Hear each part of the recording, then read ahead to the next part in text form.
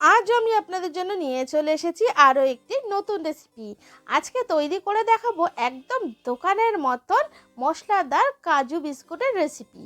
বানানো এত সোজা যে কেউ একবার যদি রেসিপিটা দেখে নেয় চট করে বানিয়ে ফেলতে পারবেন।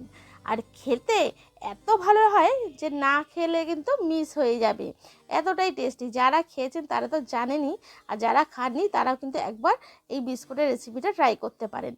চলুন কি করে আজকে বানাচ্ছি দেখে নেওয়া যাক। ভালো লাগলে অবশ্যই লাইক করে দেবেন।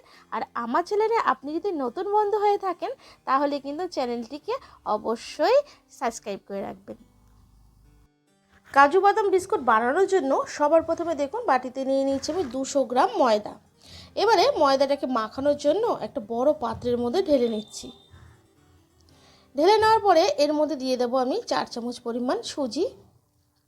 এখানে ওজনে বললে কিন্তু প্রায় 30 গ্রামের মতন সুজি রয়েছে।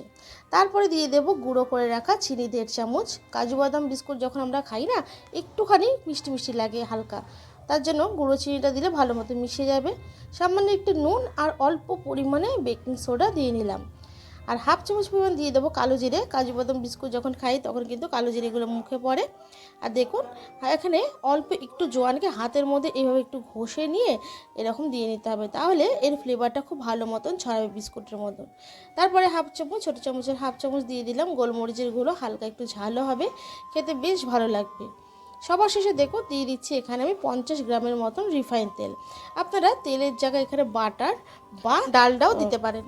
সমস্তটা দিয়ে ভালো মতন এভাবে একবার মিশিয়ে নিতে হবে।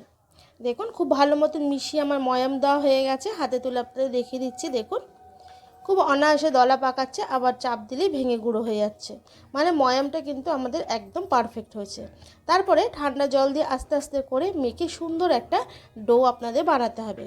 মাখার সময় অবশ্যই কিন্তু অল্প জল দিয়ে মাখাতে থাকবেন, খুব বেশি জল দিলে কিন্তু জিনিসটা নষ্ট হয়ে যেতে পারে। তাই আস্তে আস্তে করে অল্প অল্প জল দিয়ে সুন্দর করে একটা মিডিয়াম ডো আপনাদের বানিয়ে নিতে হবে। দেখুন আমার কিন্তু হয়ে গেছে। এবারে এটাকে 10 মিনিটের জন্য আমি রেস্টে রেখে দেবো ঢাকা চাপা দিয়ে। 10 মিনিট পর ফিরে আসছি।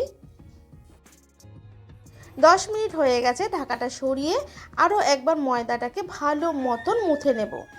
এইভাবে আপনারা 2 মিনিট একটু কিন্তু মুথে নেবেন, তাহলে দেখবেন ময়দাটা আরও ভালো মতন সফট হয়ে গেছে।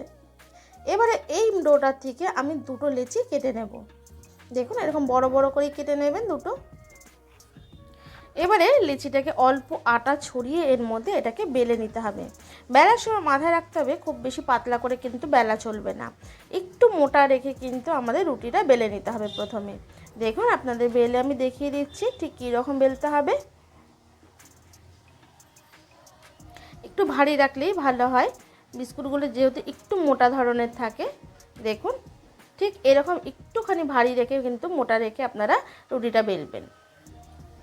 তারপরে দেখুন নিয়ে নিয়েছি একটা বোতলের ঢাকনা। এই বোতলের ঢাকনা দিয়ে আজকে কিন্তু আমি কাজু বাদাম বিস্কুটের শেপটা দিয়ে নেব।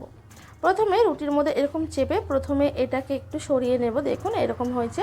তারপরে প্রত্যেকটা কিন্তু খুব সুন্দরভাবে তৈরি হবে, আপনাদের দেখাচ্ছি। দেখুন খুবই অনায়াসেই কিন্তু এগুলো কেটে নেওয়া যায়। আর দেখুন কত সুন্দর হয়েছে। প্রত্যেকটাই কিন্তু এরকম একইভাবে করে নিতে হবে। দেখুন আপনারা এরকম লাইন বাই লাইন কিন্তু অল্প অল্প করে একটা মাপ মতন কিন্তু আপনারা কেটে নেবেন বোতলের এরকম ঢাকনাটা দিয়ে। দেখুন একটু চাপ দিলেই কিন্তু এরকম অনায়াসেই কিন্তু বাদামের মতন শেপ হয়ে কেটে যাচ্ছে। এইভাবে আমি কিন্তু পুরোটাই কেটে নিলাম। দেখুন বন্ধুরা, দেখে আপনারা নিশ্চয়ই বুঝতে পারছেন কত সুন্দর তৈরি হয়েছে। আর এই যে এক্সট্রা যে আছে এটা কিন্তু ফেলবেন না, এটাকেও কিন্তু লেচি বানিয়ে এরকম বিস্কুটের শেপ দিয়ে কেটে নেবেন। দেখুন আমার কিন্তু কাটাগুলো একদম মাপ মতন সব হয়েছে, সবগুলো কিন্তু একই মাপের হয়েছে। এবারে এটাকে একটা প্লেটে রেখে দিয়ে পরের যে রুটি লেচিটা আছে সেটাকেও আমি সেমভাবে করে নিচ্ছি। দেখুন করে নেওয়া হয়ে গেল। এবার এগুলোকে ভেজে নেব। কড়াইতে তেল দিয়ে তেলটা গরম বসিয়ে নিয়েছি। খুব বেশি কিন্তু তাতিয়ে গরম করলে হবে না, হালকা একটা গরম তেলের মধ্যে আপনাদের বিস্কুটগুলো দিয়ে নিতে হবে।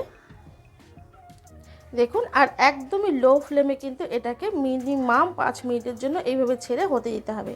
যখন 5 মিনিট হয়ে আসবে তখন কিন্তু দেখুন খুবই সুন্দর হয়ে ফুলে হয়ে উপরে উঠে আসবে, আর একটার সাথে একটা কিন্তু লাগবে না। এইভাবে কিন্তু আপনাদের যতক্ষণ না এটার হালকা একটা রং আসে ততক্ষণ কিন্তু এইভাবে করে নিতে হবে। দেখুন আমার কিন্তু হালকা একটা রং চলে এসছে। এবারে গ্যাসটাকে একটু বাড়িয়ে দিয়ে আপনাদের কিন্তু এরকম লাল লাল করে ভেজে নিতে হবে। দেখুন কত সুন্দর তৈরি হয়েছে। এবারে এগুলো তেল থেকে কিন্তু এরকম ঝাঁঝিয়ে একটা হাতার সাহায্যে আপনাদের তুলে নিতে হবে। তেলটা ভালো মতন ছড়িয়ে নেবেন। একইভাবে পরেরগুলো কিন্তু আমি ভেজে তুলে নেব। কাজু বাদাম বিস্কুটটা খুবই অল্প সময় অল্প উপকরণ দিয়ে চটজলদি কিন্তু বানিয়ে ফেলে খাওয়াই যায়। দেখুন আমার কিন্তু হয়ে গেল কথা বলতে বলতে।